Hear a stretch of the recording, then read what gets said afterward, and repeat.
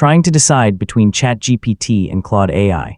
Both are powerful AI assistants, but they offer different features, tools, and workflows that may suit different types of users. In this tutorial, I'll show you how to compare ChatGPT versus Claude AI in 2026, so you can decide which one fits your needs. So let's get started.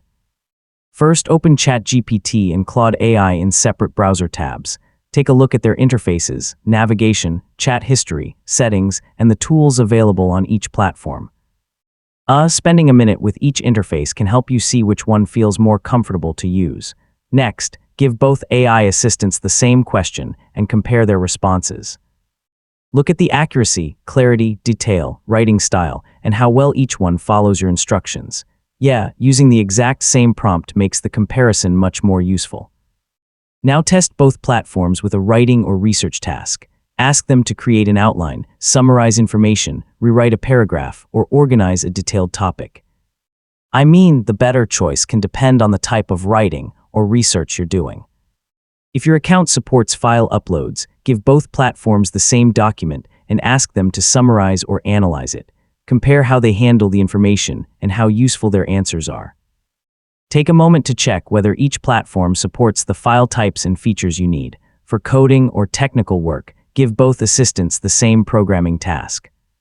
Compare their explanations, generated code, debugging suggestions, and ability to follow technical requirements.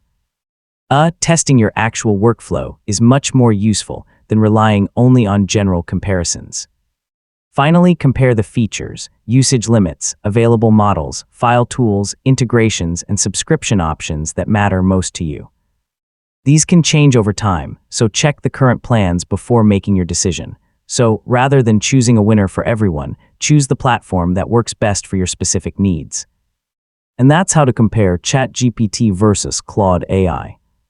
Both platforms can be useful for writing, research, coding, document analysis, and everyday productivity, but the right choice depends on your workflow and the features you actually need.